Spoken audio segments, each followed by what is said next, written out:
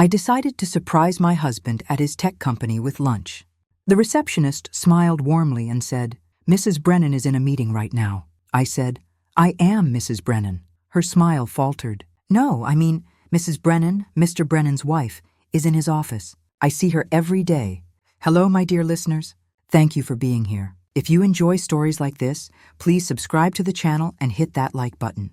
I always find it fascinating to read which cities and countries you're listening from, and if you've lived through something like this, so don't hesitate to write a comment. Now please get comfortable. Happy listening.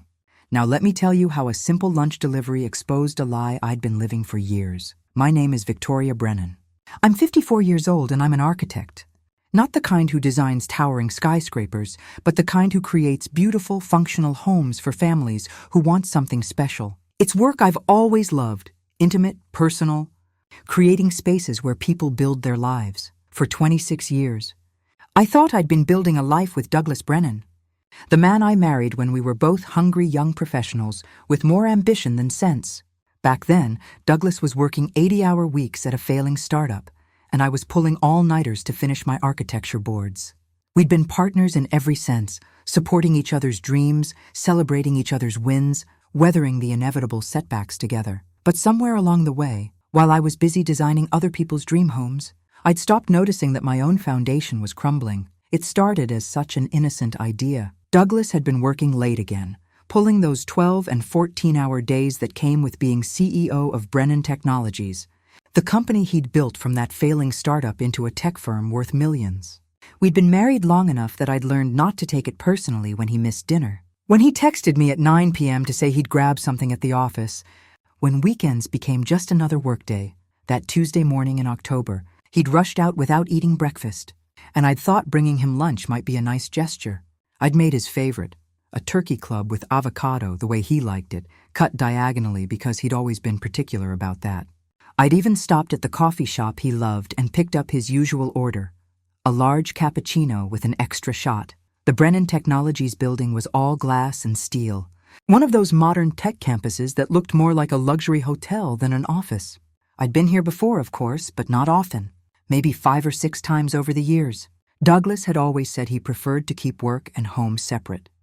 And I'd respected that boundary. Maybe I'd respected too many boundaries. The lobby was intimidating in that carefully designed way, all polished concrete and contemporary art, the kind of space that whispered money and success without actually saying anything.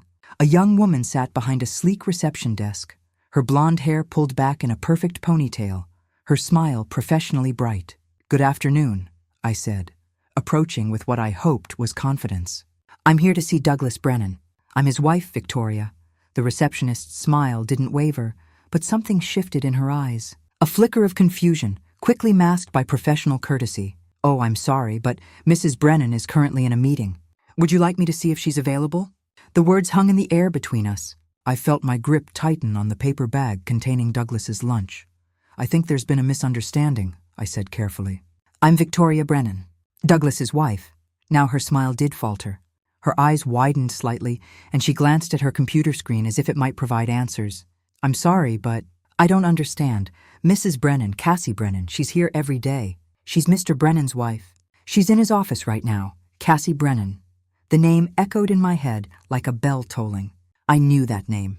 Cassandra Whitmore, Cassie, Douglas's chief operating officer. She'd joined the company 3 years ago, brought in specifically by Douglas to help scale the business. He talked about her sometimes. "Cassie thinks we should expand into the European market." Cassie suggested a restructuring of the sales team. Cassie closed the deal with the Singapore investors. Always professional.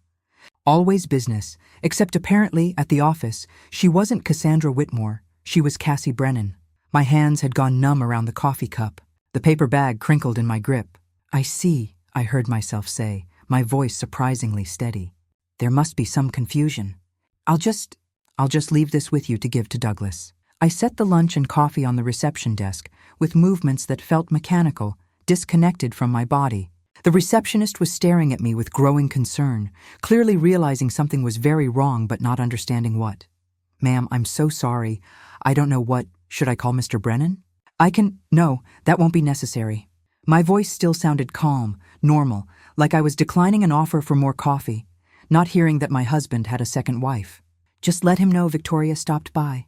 I walked back to my car on legs that didn't feel entirely connected to my body. The October air was sharp and clear, the kind of perfect autumn day that usually made me grateful to be alive. But I couldn't feel anything except a strange, hollow numbness. Sitting in my car, I stared at the building's glass facade, watching people move behind the windows like actors in a play I hadn't known I was watching. 26 years of marriage, 26 years of believing I knew this man, 26 years of partnership, or so I'd thought. My phone buzzed with a text from Douglas, running late again tonight. Board meeting until 8. Don't wait up. I stared at those words, seeing them with new eyes. How many times had I received this exact text? How many board meetings had been dinners with Cassie? How many late nights at the office had been time spent with the woman who'd stolen my identity? But the numbness was fading, replaced by something sharper. Something that felt like cold fury mixed with determination. If Douglas thought I was going to quietly accept this, he was about to discover he'd married someone far more resilient than he remembered. I started the car and drove home, my mind already calculating my next moves. I was an architect. I knew how to analyze structures, find weaknesses, understand load-bearing elements. A marriage was just another structure, and if mine was built on lies, I was going to take it apart, piece by piece, until I understood exactly what I was dealing with. That evening, I did something I'd never done before. I went through Douglas's belongings with methodical precision, not frantically, not emotionally, but the way I'd review blueprints for a building inspection, looking for code violations, structural problems, anything that didn't add up. His home office was my first stop, the desk where he occasionally worked, though less frequently over the past few years. The drawers revealed work documents, business cards, project files, all exactly what they should be. But then I found his personal calendar, the leather-bound planner he kept in his bottom drawer. Douglas had always been old-fashioned about certain things, preferring to write important dates by hand. The entries were sparse but devastating. Sept 15, anniversary dinner, Maestro's. September 15th, 2 weeks ago. Our anniversary was in June, but September 15th was... I pulled out my phone and searched. Cassandra Whitmore's LinkedIn profile showed her birthday as September 15th. He'd taken her to Maestro's, the restaurant where he'd proposed to me 27 years ago, for her birthday. While telling me he had a client dinner in San Francisco. I flipped back through months. July 22nd, Napa, Auberge du Soleil, July 22nd. The weekend he'd told me about the emergency board retreat. I'd spent that weekend alone working on a project, missing him. He'd been in Napa with her. May 30th, Memorial Day. C's family barbecue Memorial Day. He told me he was playing golf with investors. I'd spent the day with my mother, who'd been asking when Douglas would visit her again. He'd been meeting Cassie's family. I sat at his desk, my hands steady as I photographed every page with my phone. This wasn't just an affair. This was a parallel life, complete with celebrations, family events, romantic getaways. But I needed more information. I needed to understand the full scope before I made any moves. I moved to his laptop on the kitchen counter. It was open, something he'd started doing more frequently. I'd thought it meant he trusted me. Now I understood it meant he thought I'd never look. His email was already open, his inbox displayed on the screen. The most recent message was from Cassie, sent just 2 hours ago. Still on for tonight? I'll have dinner ready at 7:30. Missing you tonight. Dinner ready. At 7:30, I checked the time. It was 6:15. Douglas's board meeting didn't start until 8, according to his text. Where was he going at 7:30? I scrolled through his emails, my heart rate steady despite what I was discovering. There was a folder labeled COO, Strategic Planning. Inside were hundreds of messages between Douglas and Cassie. I started reading, and the picture became clearer with each message. Cassie, the Riverside project looks amazing. Can't wait to see it this weekend. Should we tell people we're house hunting or keep it quiet for now? Douglas, let's keep it quiet. Victoria still doesn't know anything. The timing needs to be right. House hunting. They were house hunting. Douglas, the lawyer said we need to be careful about asset division. Victoria's name is on our current house deed, and she designed it, so it's complicated. Better to keep building the paper trail of our growing apart naturally. Paper trail. He was building evidence against me. Cassie, I hate lying to people at the office. I want to be able to be open about us. When can we stop pretending? Douglas, soon, baby. Once the divorce is final, we won't have to hide anymore. Just a few more months of patience. A few more months of patience while he systematically erased me from his life and replaced me with her. I kept reading. Going back further, finding the beginning of their relationship. It had started about 3 years ago with genuine work correspondence. Then friendly emails. Then flirtation. Then declarations of love. Douglas, you make me feel alive in ways I haven't in years. Victoria is good at what she does, but she's content with small projects. She doesn't understand what it takes to build an empire. You get it. You get me, Cassie. I love your ambition. I love that you want more from life than just comfortable routine. We're going to build something incredible together. I sat in my kitchen, reading my husband's love letters to another woman, and I felt something cold and hard settling in my chest. Not grief yet, not rage, just absolute crystalline clarity. Douglas hadn't just been having an affair. He'd been constructing a replacement life, carefully and deliberately, while keeping me as a placeholder until the timing was right. I took screenshots of everything, hundreds of emails, 3 years of evidence. Then I kept searching. In his sent folder, I found emails to someone named Malcolm Shaw at Shaw & Partners Family Law. My stomach clenched. I knew that firm. They'd handled our estate planning 5 years ago. The emails were from 4 months ago. Douglas, I need to discuss optimal divorce strategy for high-asset individuals. My situation is complex. Wife is successful in her own right. But our marriage has deteriorated significantly over the past few years due to her lack of interest in my success and emotional withdrawal. Her lack of interest. Her emotional withdrawal. He was creating a narrative where I was the problem, where the marriage had failed because of my shortcomings, not his infidelity. Malcolm Shaw. We'll need to document instances of emotional unavailability, lack of support for career advancement, and incompatibility of life goals. Keep a journal of specific incidents. The more detail, the better. Douglas had been keeping a journal of my supposed failures, building a legal case against me while I'd been completely unaware anything was wrong.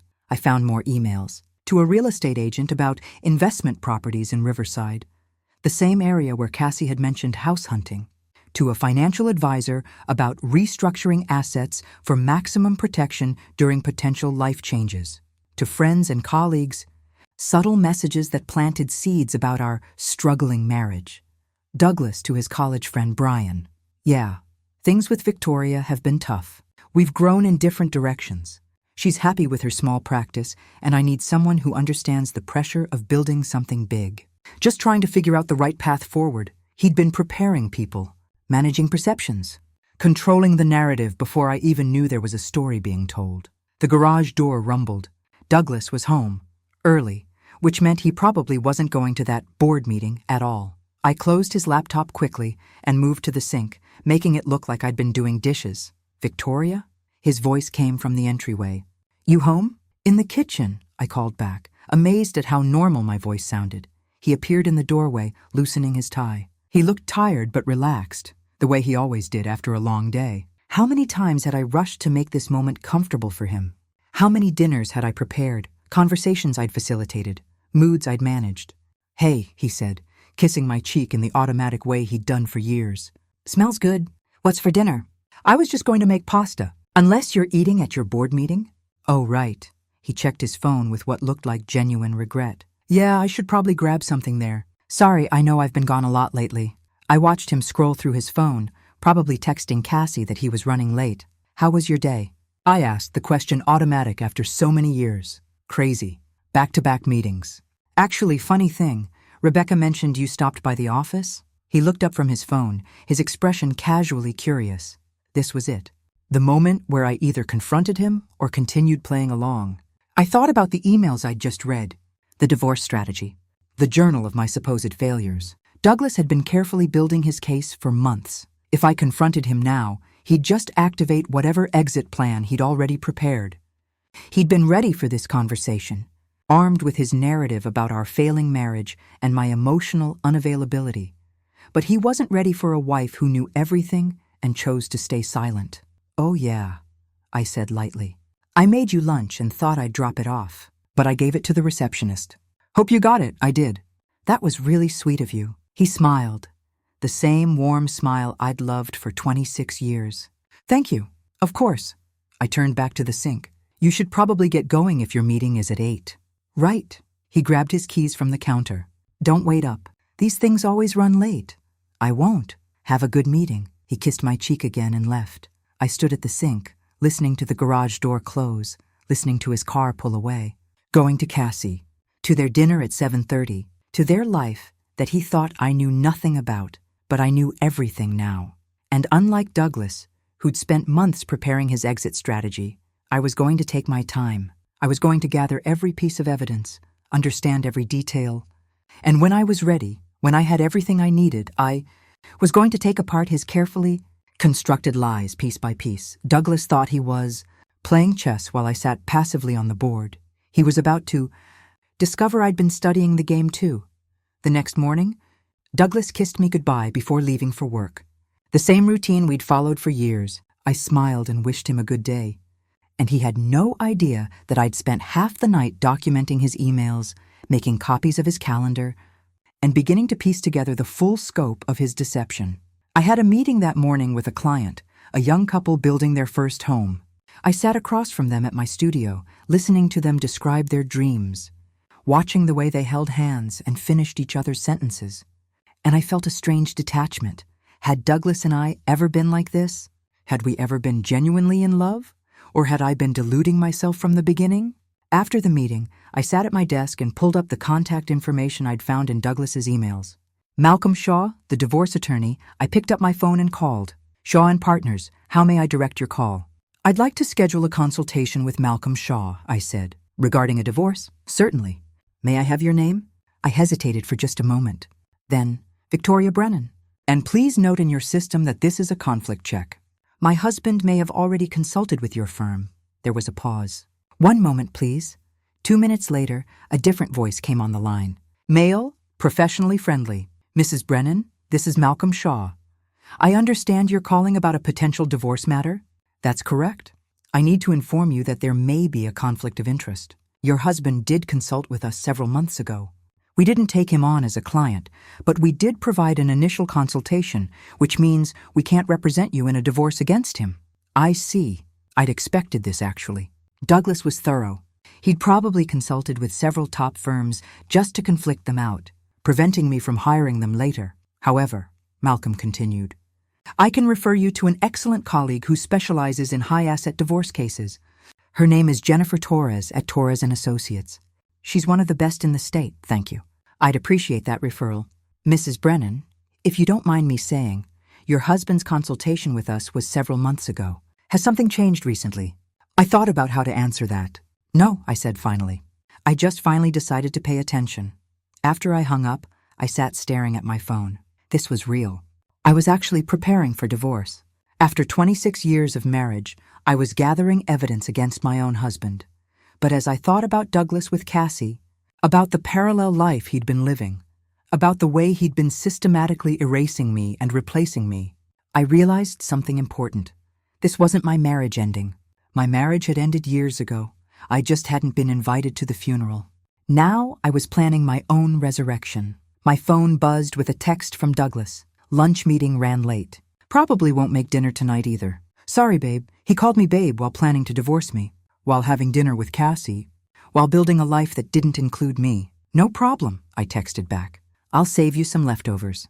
I added a heart emoji, the same one I always used. Then I opened a new note on my phone and titled it Evidence Log. Under it, I began listing everything I'd found. Every email, every calendar entry, every lie. I included dates, times, screenshots. I worked like I was preparing a building inspection report. Thorough, detailed, unassailable. Douglas thought I was the sweet, passive wife who'd never question him. He was about to learn he drastically underestimated the woman he married. That evening, I received a call from Jennifer Torres. She'd gotten my information from Malcolm Shaw. Mrs. Brennan, I understand you're interested in discussing a divorce matter. Can you tell me a bit about your situation? I took a deep breath. My husband has been having an affair with his COO for at least 2 years. Everyone at his company believes they're married. He's been using marital assets to fund their relationship, and he's been consulting with attorneys about divorce strategy while building a legal case that I'm emotionally unavailable. There was a pause. And you have evidence of this? Screenshots of hundreds of emails, photos of calendar entries, financial records, everything. Mrs. Brennan, I'd like to meet with you as soon as possible. Are you available tomorrow? I am. One more question. Does your husband know you're aware of any of this? I thought about Douglas at dinner with Cassie right now, probably laughing about his day, completely confident that his quiet architect wife was at home, oblivious to everything. No, I said. He has no idea I know anything. Good. Keep it that way until we meet. Don't confront him. Don't change your behavior. Don't give him any warning. The element of surprise is going to be your biggest advantage. After we hung up, I made myself dinner and ate alone at the kitchen table, the same way I'd done hundreds of nights before. But this time I wasn't lonely. I was planning. And when Douglas came home at midnight, smelling like Cassie's perfume and apologizing for his late board meeting, I kissed his cheek and told him I understood, because I did understand. I understood everything. I just wasn't telling him that yet.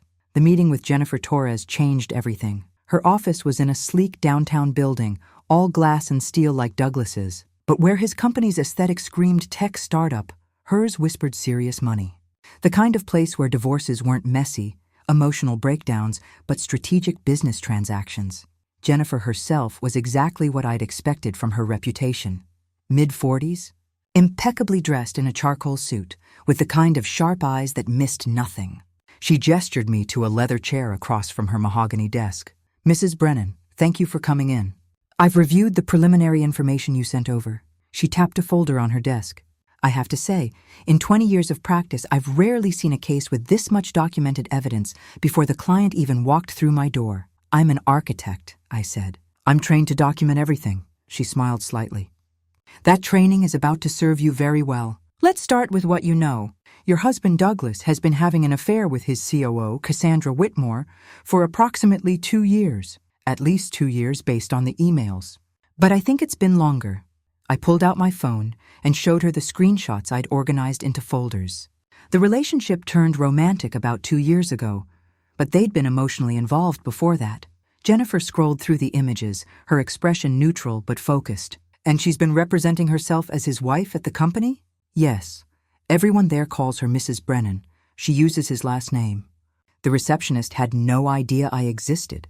That's identity fraud, potentially. We can use that, she made a note. What about assets? Do you know if he's been using marital funds to support this relationship? I found references to an apartment in Riverside. He's been emailing a real estate agent about investment properties, but based on the context in his emails with Cassie, I think they're living together there. Jennifer looked up sharply. You think they have a shared residence? I'm almost certain, but I haven't confirmed it yet. We need to confirm it. A shared residence establishes this isn't just an affair, it's a complete parallel life. That dramatically changes the divorce strategy. She leaned forward. Mrs. Brennan, I'm going to ask you something that might sound strange. How good are you at playing a role? What do you mean? I mean, can you continue to be the loving, unsuspecting wife while we gather more evidence? Can you smile and kiss him goodbye every morning while documenting his betrayal? Because the more evidence we have before he knows you're aware, the stronger your position will be. I thought about the past 2 days, the careful performance I'd been maintaining, the way I'd trained myself not to flinch when Douglas lied to my face. Yes, I said. I can do that. Good. Because here's what I need you to find out. She pulled out a legal pad and began writing. First, the apartment address. Second, any documentation of wedding plans, because if they're planning to marry immediately after your divorce, that establishes premeditation. Third, any evidence of financial fraud, using marital assets for personal benefit. And fourth, any corporate misconduct that might give us additional leverage. Corporate misconduct? Your husband is CEO of a publicly traded company. If he's promoted his mistress, given her authority she shouldn't have, or made business decisions based on their personal relationship rather than company interest, that's a breach of fiduciary duty. The board would be very interested in that information. I felt something cold settle in my stomach. Not guilt, I was past guilt, but recognition of just how far I was about to take this. You're saying I should destroy his career, along with our marriage. Jennifer's expression didn't change. I'm saying your husband has been systematically planning your emotional and financial destruction for months. He's been building a legal case that you're an inadequate wife. He's been managing perceptions so that when he files for divorce, everyone will think it's your fault. He's been erasing you from his life while keeping you as a placeholder. She paused. I'm saying you should protect yourself with every tool available. She was right. I knew she was right. What do I do first? Find that apartment. Get inside if you can. Document everything. Photos, videos, any papers or documents you can find. We need irrefutable proof of their cohabitation. She handed me a business card. This is a private investigator I work with. If you can't access the apartment yourself, he can help. But honestly, Mrs. Brennan, the best evidence always comes from the spouse who knows the subject's patterns and habits. I left Jennifer's office with a clear mission and a strange sense of purpose. For the first time since walking into Douglas's office building, I wasn't reacting to his betrayal. I was actively working against it. Finding the apartment took less time than I expected. That evening, while Douglas was in the shower, I went through his car. Not frantically searching, just methodically checking the places people leave things. The glove compartment, the center console, under the seats. In the side pocket of his driver's door, I found a garage door opener that wasn't for our house. It was gray plastic, generic, with a sticker on the back, Riverside Towers, Unit 847, Unit 847, 8th floor. My hands were steady as I photographed it and put it back exactly where I'd found it. The next day, I told Douglas I had a client meeting in Riverside and probably wouldn't be home until evening. He barely looked up from his laptop. No problem. I've got late meetings anyway. Might just crash at the office. Crash at the office. Sure. Riverside Towers was exactly the kind of building I'd expected. Modern, upscale, the type of place where young tech executives lived. The lobby had a doorman, but it was mid-afternoon on a Wednesday, and he was busy signing for packages. I walked to the elevator like I belonged there, pressed 8, and watched the numbers climb. The hallway on the 8th floor was silent, carpeted in neutral tones. I found Unit 847 and stood in front of it, my heart hammering. This was breaking and entering. This was illegal. But Douglas had been breaking our marriage vows and entering another life for years. I tried the garage door opener, holding it up to the door lock on a hunch. Nothing happened. Of course not. That wasn't how garage door openers worked. I was about to give up when I noticed a small keypad next to the door. The kind of electronic lock that used a code instead of a physical key. What would Douglas use as a code? I tried our anniversary, 6/14. Nothing. His birthday, 10/28. Nothing. Then, on a bitter hunch, I tried Cassie's birthday, 9/15. The lock beeped and turned green. The door opened. I stepped into a life I didn't know existed. The apartment was beautiful. An open floor plan with floor-to-ceiling windows overlooking the city. Hardwood floors, modern furniture that was nothing like our traditional home decor. Everything was clean, organized, expensive, and everywhere I looked, there were signs of their life together. Photos on the mantel, Douglas and Cassie at what looked like a company retreat, both of them laughing. Another of them on a beach somewhere tropical, Cassie in a bikini, Douglas with his arm around her waist. A third that made my breath catch, the two of them dressed up, formal. Cassie's hand extended to show off a ring on her left finger, an engagement ring. They were engaged. I moved through the apartment in a daze, my phone out, documenting everything. The kitchen had 2 coffee mugs in the sink, his and hers. The bathroom had 2 toothbrushes, 2 sets of toiletries. In the bedroom, the closet held both their clothes, hanging side by side like any married couples would. But it was the home office that held the real evidence, a desk with a laptop, locked, unfortunately. But next to it was a filing cabinet, and when I opened the top drawer, I found a folder labeled Future Planning. Inside were house listings, all in Douglas's name only, I noticed. Properties worth millions in exclusive neighborhoods. Vacation brochures for trips I'd never heard him mention. Bora Bora, the Maldives, an African safari, and beneath those, a business plan.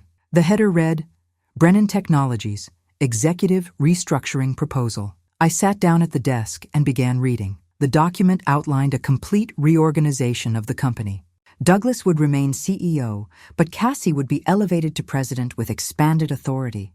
The plan detailed how they would position themselves as a power couple in the tech industry, how their marriage would be good for the company's image, how they would leverage their relationship for business opportunities. But what caught my attention was a section titled Asset Protection Strategy. In the event of DB's divorce from current spouse, Victoria Brennan, the following steps will protect company assets and ensure minimal disruption to business. Operations. Establish pattern of emotional estrangement dating back 3+ years to document VB's lack of Involvement in company success and limited. Understanding of tech industry 3. Position. Divorce as mutual recognition of incompatibility rather than fault-based. 4. Ensure all major company decisions and expansions occur post-divorce to avoid community property claims. 5. Maintain separation of personal relationship, DB plus CW, from business operations until divorce is finalized. They had a timeline, a strategy, a plan for erasing me from Douglas's life while protecting his assets from my legal claims. I photographed every page, my hands shaking now. This wasn't just an affair. This was a calculated takeover of my husband's life, planned and executed like a hostile business acquisition. But I kept searching, and what I found next was even worse. In the bottom drawer of the filing cabinet was another folder, this one labeled Morrison and Associates, Consultation Materials. I opened it and found page after page of notes, apparently from Douglas's meetings with the divorce attorney Malcolm Shaw had mentioned. The notes detailed various divorce strategies. But what made my blood run cold was a handwritten journal, Douglas's handwriting, titled Marital Issues Documentation. I began reading. March 15th. Victoria declined to attend company fundraiser, claiming she was too tired. Shows continued lack of interest in my professional success. I remembered that night. I'd had the flu. I'd been running a fever of 101. Douglas had told me to stay home and rest. April 22nd. Attempted to discuss expansion plans for company. Victoria changed subject to her latest residential project. Clear indication she doesn't understand or value my work. I remembered that conversation too. Douglas had been on his phone the entire time, barely listening to me. I'd given up trying to engage him. May 10, my birthday. Victoria made dinner at home rather than planning something special. Lack of effort reflects declining investment in marriage. May 10th was my birthday. Douglas had been in emergency meetings and came home at 11 p.m.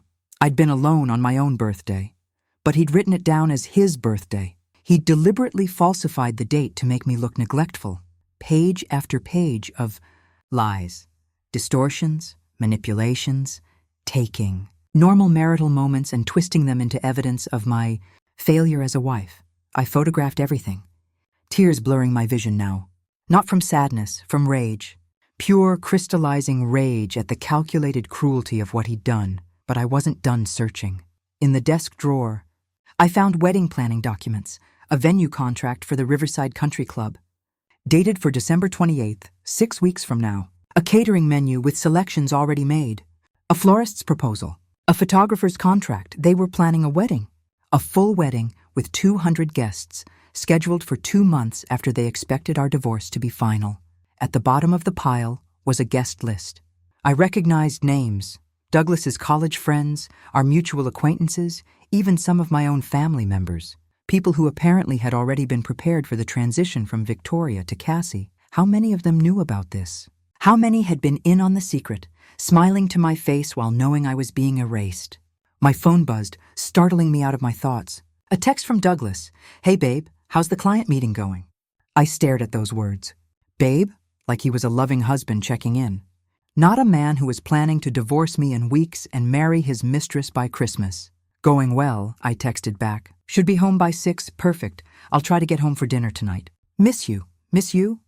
I set my phone down and looked around the apartment again. At the photos of their happy life together. At the wedding plans sitting on the desk. At the evidence of a betrayal so complete, so thoroughly planned, that it took my breath away.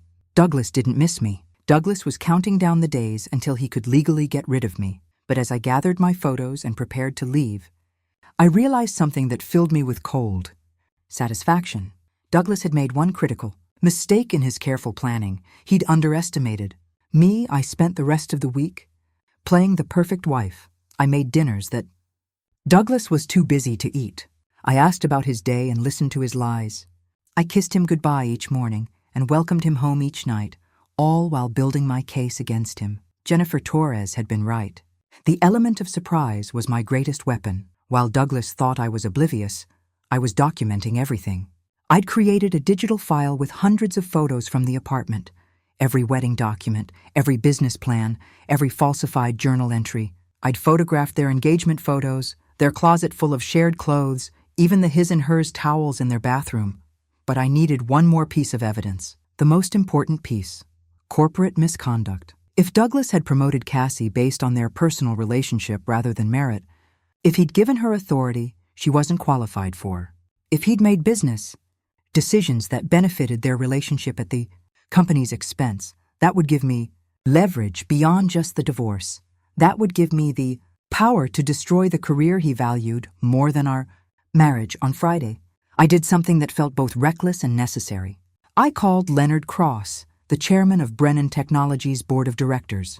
Leonard and his wife Patricia had been friends of ours years ago, before Douglas's company had grown so large, before the social circles had expanded beyond our reach. Patricia had died of cancer 5 years ago, and Leonard had thrown himself into his board work. "Victoria Brennan," he said when he answered, his voice warm with surprise. "I haven't heard from you in ages. How are you?" "I'm well, Leonard. I hope I'm not calling at a bad time." "Not at all. What can I do for you?" I took a deep breath. "Leonard, I need to ask you something, and I need you to answer honestly. It's about Douglas and his COO, Cassandra Whitmore." There was a pause. "What about them?" "I'm going to be direct. Does the board know they're in a personal relationship?" The silence that followed was answer enough. "Leonard?" "Victoria, He sighed heavily. "There have been rumors. Nothing confirmed." "Why are you asking?" "Because I've discovered they've been living together for at least 2 years. They're engaged to be married, and I have evidence that Douglas has been promoting her and restructuring the company to benefit their relationship without board approval or disclosure of their personal involvement." Another long silence. "You're certain about this?" "I have documented proof. Emails, business plans, evidence of cohabitation, everything." "Jesus." Leonard's voice had gone from warm to professional. "Victoria, if what you're saying is true, this is a serious breach of fiduciary duty. The board would need to investigate immediately. I thought you should know. As a friend and as someone who cares about the company's integrity." I paused. "I'm also filing for divorce, Leonard. But I wanted to give you a heads up about the professional issues before they become public knowledge." "I appreciate that." He was quiet for a moment. "Victoria, I'm sorry about all of this. Douglas always spoke so highly of you. I had no idea things had deteriorated." "They haven't deteriorated, Leonard. They've been systematically destroyed while I was looking the other way." After we hung up, I sat in my car outside the office building where I'd just met with Jennifer Torres to deliver copies of all my evidence. We'd spent 3 hours going through every document, every photo, every email, building a case that was, in Jennifer's words, airtight and devastating. "Mrs. Brennan," she'd said as I was leaving, "I want to be clear about what happens next. When we file these divorce papers and present this evidence, your husband's entire life is going to implode. His marriage, his career, his reputation, all of it will be destroyed. Are you prepared for that?" I'd thought about the apartment, the wedding plans, the falsified journal entries painting me as an inadequate wife, the years of lies and systematic erasure. "Yes," I'd said. "I'm prepared." Now, sitting in my car, I sent one more email. This one to the investigator Jennifer had recommended, attaching photos of the apartment and asking him to document Douglas and Cassie's comings and goings for the next week. Then I drove home to make dinner for a husband who was planning to divorce me, in a house he was hoping to take from me, in a marriage he'd already ended without bothering to tell me. But I wasn't the passive, oblivious wife anymore. I was the architect of his destruction, and the foundation was about to collapse. Saturday morning, Douglas announced he had to go into the office. "I'm sorry, honey. This Singapore deal is heating up and I need to review the contracts." He was already dressed in casual clothes, jeans and a polo shirt, not his usual work attire. "No problem," I said, kissing his cheek. "Will you be home for dinner?" "Probably not until late. You know how these things go." I watched him leave, then waited exactly 30 minutes before checking the location sharing on his phone, something we'd set up years ago for safety and never turned off. He wasn't at the office. He was at Riverside Towers. I pulled up the investigator's most recent report, sent just an hour ago. The photos showed Douglas arriving at the apartment at 7:30 a.m., carrying groceries and flowers. So much for the Singapore deal. I spent the day organizing my evidence, triple-checking that I had copies of everything backed up in multiple places. By evening, I had a complete file that documented every aspect of Douglas's betrayal, personal and professional. When he came home at 9 p.m., looking relaxed and happy, I was ready. "Hey, babe," he said, kissing my forehead. "Sorry I'm so late. How was your day?" "Quiet. I just worked on some design projects. I smiled at him. How was your day? Did you get the Singapore contracts reviewed? Yeah, finally got through them.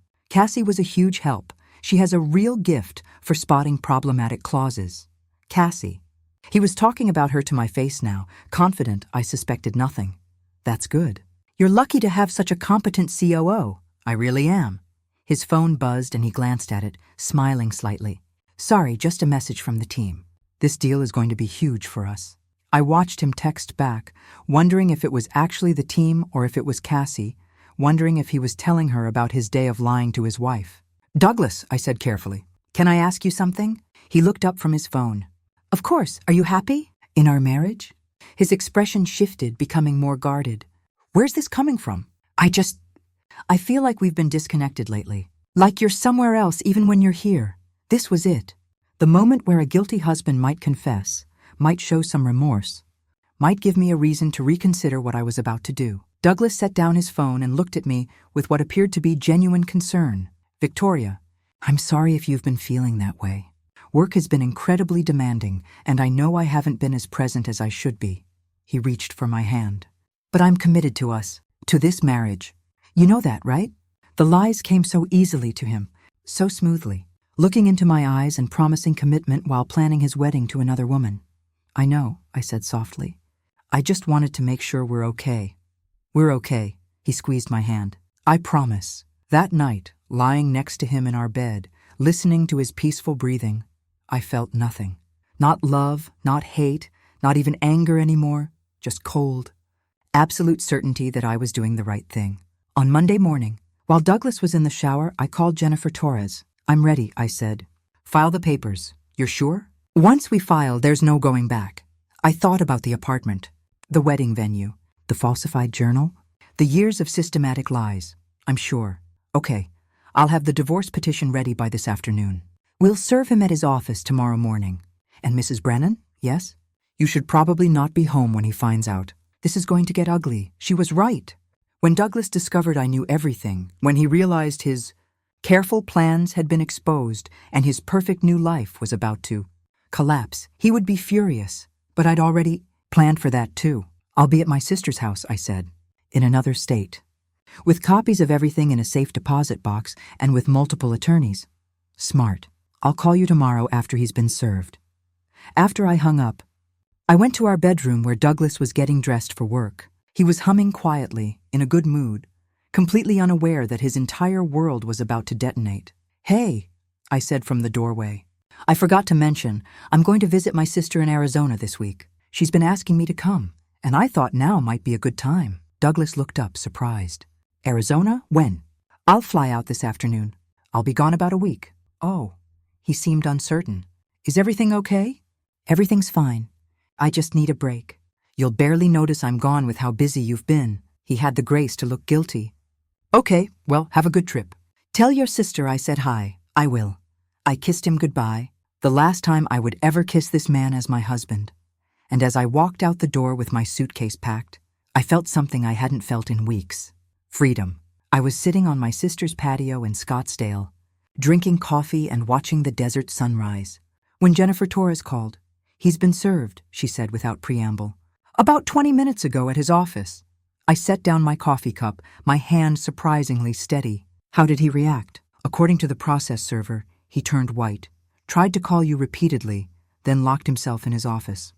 His assistant said he's made about 15 calls in the last 10 minutes. She paused. Mrs. Brennan, you should probably turn off your phone for a few hours. Let him sit with this. What about the board? Leonard Cross received our documentation this morning. He's calling an emergency board meeting for this afternoon. Douglas doesn't know about that yet. After we hung up, I looked at my phone. 17 missed calls from Douglas. 12 text messages, progressing from confused to angry to desperate. Victoria, what the hell is this? Call me immediately. This is insane. We need to talk about this. Where are you? Why aren't you answering? Please, just call me. We can work this out. Victoria, I'm serious. Answer your damn phone. I turned off my phone and went back to watching the sunrise. Jennifer called again that evening with an update. The board meeting was explosive. Leonard presented the evidence of Douglas's relationship with Cassie, the undisclosed conflict of interest, the unauthorized company restructuring. Apparently, Douglas tried to deny everything at first, then claimed it was just a personal matter that didn't affect his job performance. What did the board decide? They've placed him on immediate administrative leave pending a full investigation. Cassie Whitmore was terminated effective immediately. They walked her out of the building this afternoon. And they've hired an independent firm to audit all business decisions Douglas made in the past 3 years to determine if company interests were compromised. I closed my eyes, processing this. It was exactly what I'd wanted, but hearing it made real was different than imagining it. How did Douglas take it? Not well. According to Leonard, he blamed you, said you'd orchestrated a witch hunt because you were angry about the divorce. But the evidence speaks for itself. The board doesn't care about his marriage problems. They care that he promoted his girlfriend without disclosure and restructured the company to benefit their relationship. What happens next? Legally, we proceed with the divorce. The corporate issues are separate, but they strengthen our position significantly. Douglas's credibility is destroyed, and his claim that you were an unsupportive wife becomes laughable when everyone knows he was living with his mistress. Jennifer's voice carried a note of satisfaction. We have our settlement meeting scheduled for next week. I suggest you stay in Arizona until then. That night, I turned my phone back on briefly. 43 missed calls, 27 text messages. The most recent one, sent 2 hours ago, was different from the others. Victoria, please. I know you're angry, but this is destroying everything I've built. Can we please talk about this like adults? I'm willing to be reasonable about the settlement. Willing to be reasonable, as if he was doing me a favor. I typed out a response. Douglas, we'll talk through our lawyers. That's the only conversation I'm interested in having. His response came within seconds. This isn't you. Someone's poisoned you against me. Victoria, we've been married for 26 years. Doesn't that mean anything? I stared at those words for a long time. 26 years. It had meant everything to me. Apparently, it had meant nothing to him. It meant enough that I deserved honesty. You didn't give me that. Now you get lawyers in divorce court. Goodbye, Douglas. I blocked his number after that. The settlement meeting was held in a conference room at Jennifer's office. Douglas arrived with his attorney, a sharp-looking man named Richard Kelly, who I recognized from his reputation as the aggressive divorce litigator. This was the first time I'd seen Douglas in person since I'd left for Arizona 2 weeks ago. He looked terrible. His suit was wrinkled, his face haggard, his eyes carrying dark circles. He'd aged 10 years in 2 weeks. When I walked in with Jennifer, his eyes met mine with an expression I couldn't quite read. Anger, yes, but also something that looked like betrayal. As if I'd done something wrong by discovering his lies. Victoria, he started. But Jennifer cut him off. Mr. Brennan, all communication goes through counsel. Let's keep this professional. Richard Kelly opened his briefcase and pulled out a stack of documents. We're prepared to offer a settlement that we believe is more than fair given the circumstances. Jennifer didn't even look at the papers. Before we discuss your offer, let's discuss ours. She slid a folder across the table to Richard. He opened it, and I watched his expression change as he read. You're asking for the house, 70% of marital assets, and spousal support of $15,000 a month for 10 years. That's absurd, is it? Jennifer's voice was mild.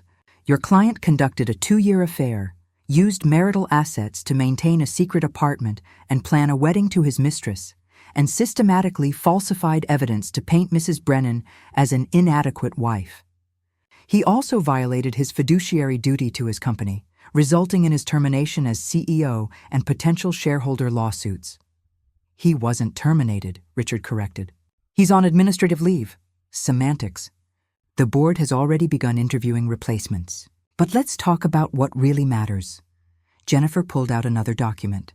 This is a signed affidavit from the receptionist at Brennan Technologies, confirming that Cassandra Whitmore was regularly introduced to clients as Mrs. Brennan. This is identity fraud. Mrs. Victoria. Brennan's name and reputation were used without her consent to facilitate Mr. Brennan's affair. Douglas's face had gone pale. That's not what happened. It was just easier for business. Mr. Brennan, please let me handle this, Richard interrupted sharply. He turned back to Jennifer. What exactly are you proposing? Mr. Brennan accepts our settlement terms. In exchange, Mrs. Brennan won't pursue criminal charges for identity fraud, and she won't provide her evidence to the shareholders who are currently considering a lawsuit against Mr. Brennan for breach of fiduciary duty. I watched Douglas process this. His hands were clenched on the table, his jaw tight. "You can't do this," he said, looking directly at me. "Victoria, this is vindictive. I made mistakes, yes, but you're trying to destroy me." For the first time since entering the room, I spoke. "I'm not trying to destroy you, Douglas. I'm simply asking for what I'm legally entitled to after 26 years of marriage. You were willing to document my supposed failures for months to minimize what you'd have to give me in divorce. Now you're upset that I documented your actual betrayals? This isn't about documentation. This is about revenge." "No," I said quietly. "Revenge would be sending your falsified journal to every person you defamed me to. Revenge would be giving interviews about how the great tech CEO couldn't keep his professional and personal lives separate. This is just divorce, Douglas. You wanted one. Now you have one." Richard cleared his throat. "Can we have a moment alone with our client?" Jennifer and I stepped out into the hallway. Through the glass walls of the conference room, I could see Douglas and Richard in heated discussion. Douglas gesturing angrily while Richard appeared to be talking him down. "He's going to accept," Jennifer said confidently. "He has no choice. If this goes to trial, everything becomes public record.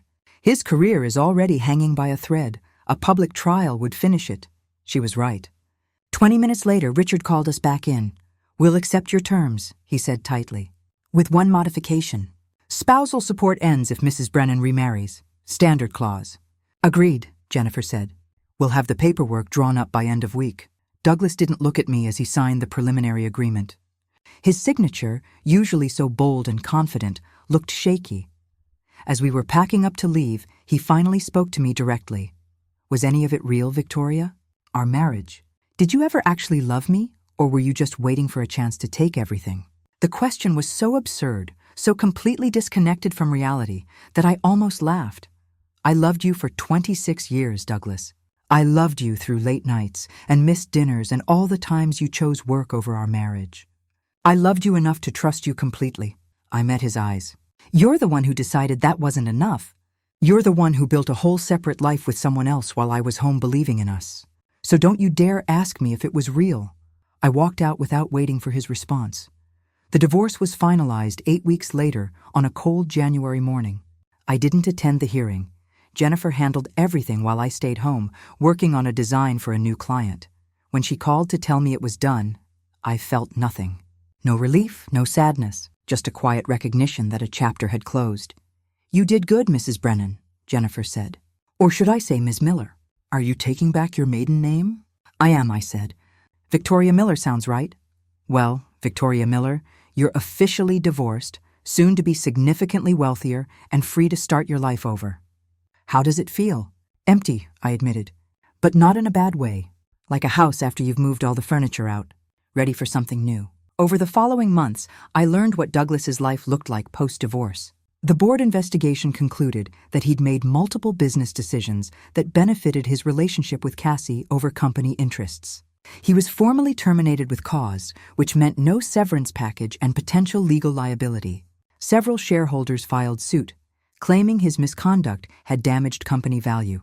Cassie had been fired immediately and was reportedly working at a much smaller firm for a fraction of her previous salary. The wedding they'd planned for December had obviously been canceled. And Douglas? I heard through mutual acquaintances that he'd sold the Riverside apartment, moved into a small condo, and was consulting part-time while dealing with the lawsuits. The man who'd been building an empire had lost his kingdom in a matter of months. I should have felt satisfaction, maybe even joy at his downfall. Instead, I felt nothing. He'd made his choices. These were the consequences. As for me, I'd taken the settlement money and bought a beautiful piece of land in wine country.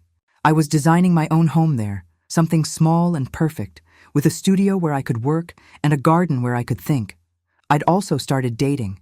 Nothing serious yet, just coffee dates and dinners with men who didn't lie about where they'd been or who they were with. It was strange learning to trust again, but also freeing. One evening in March, my doorbell rang. When I opened it, I was shocked to see Douglas standing there. He looked different, smaller somehow, diminished. His expensive suit had been replaced with jeans and a worn jacket. His face was lined in ways I didn't remember. "Hello, Victoria," he said quietly. "Douglas, what are you doing here?" I wanted to apologize, in person, without lawyers or anger or any of the rest of it. He shifted uncomfortably. Can I come in? Every instinct told me to say no, but curiosity won. 5 minutes, I said, letting him into the entryway, but not inviting him further into my home. He stood awkwardly, looking around at the space that was so completely different from the home we'd shared. I've been in therapy, he said finally, trying to understand how I became the kind of person who could do what I did, how I justified it to myself. And what did you discover?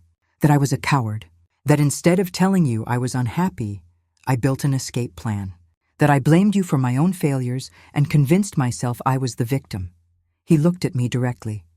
Victoria, I'm not asking for forgiveness. I don't deserve it. I just wanted you to know that I understand now what I did to you, to us. And I'm sorry. I studied his face, looking for manipulation or hidden agenda. But I saw only exhaustion and genuine regret. Thank you for saying that, I said quietly. But Douglas, the apology I needed was 2 years ago. Before you started the affair, before you built a whole life with someone else, before you systematically documented false evidence to use against me. I know the timing is terrible and selfish, but it's not about timing. It's about the fact that you're only sorry now because you lost everything. If the board hadn't found out, if the divorce had gone your way, if you'd successfully married Cassie and built your empire, you wouldn't be here apologizing. You'd be living your new life without a second thought about the woman you discarded. He flinched but didn't deny it. What happened with Cassie? I asked, surprising myself with the question. We lasted exactly 2 months after everything fell apart. Turns out we didn't actually like each other that much when we couldn't play pretend anymore, when it was just 2 people dealing with real consequences instead of sneaking around and planning a fantasy future. He laughed bitterly. She blamed me for losing her job. I blamed her for encouraging the relationship. Neither of us wanted to accept responsibility for our own choices. So you lost everything for nothing. I lost everything because I didn't value what I had, because I wanted something shinier and newer instead of appreciating the real solid thing I'd built with you. He met my eyes. I know it doesn't matter now, but you deserved so much better than what I gave you. I know I did. That's why I walked away. Douglas nodded slowly. Are you happy now? In your new life?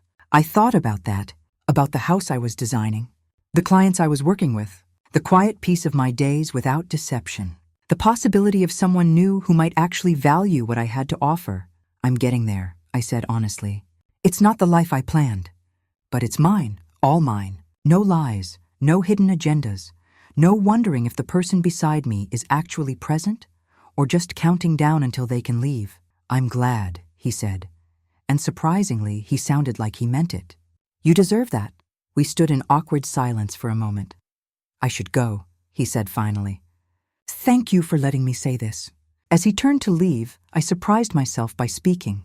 Douglas, I hope you figure it out. How to be honest with yourself and whoever comes next. How to value what you have instead of always looking for something better. I hope you learn those lessons before you hurt someone else. He nodded, his eyes bright with unshed tears. I'm trying. That's all I can promise now, that I'm trying. After he left, I stood in my entryway for a long time, processing the conversation. A year ago, I would have given anything to hear him apologize, to hear him admit he was wrong. Now, it didn't change anything. It was just words. Too little. Far too late. But maybe that was growth, accepting an apology without letting it affect my healing. Acknowledging his regret without taking responsibility for his choices. I walked to my kitchen and poured myself a glass of wine. Through the window, I could see the sunset painting the sky in shades of orange and pink. Beautiful. New. Mine. My phone buzzed with a text from a man named James, someone I'd met at a gallery opening last week. We had coffee planned for tomorrow. Looking forward to seeing you. Still good for 10 a.m.? I smiled and texted back. Perfect. See you then. 26 years of marriage had ended in betrayal and lies. But what came after, that was entirely up to me, and I was choosing joy, truth, the possibility of real connection with someone who valued honesty over convenience. Douglas had taught me what I didn't want. Now I was free to discover what I did. As I sat watching the sunset, I realized that the woman who'd walked into that office building 3 months ago, the woman who'd been so shocked to hear someone else called Mrs. Brennan, was gone. In her place was someone stronger, wiser, someone who knew her own worth and wouldn't accept anything less than full honesty from anyone in her life. Victoria Miller, architect, not just of buildings, but of her own second act. And this time, the foundation would be built on truth. If this story moved you, please don't forget to like and subscribe. Your support helps me continue sharing stories that uncover the hidden truths of everyday life. There are so many more untold stories waiting to be revealed. Thank you for being here. Now tell me, what would you have done if you were in their place? I'd love to hear your thoughts. Please share them with me in the comments below. On the screen, you can see 2 more life stories I strongly recommend. There are many more waiting on my channel. Don't forget to subscribe. See you in the next life story.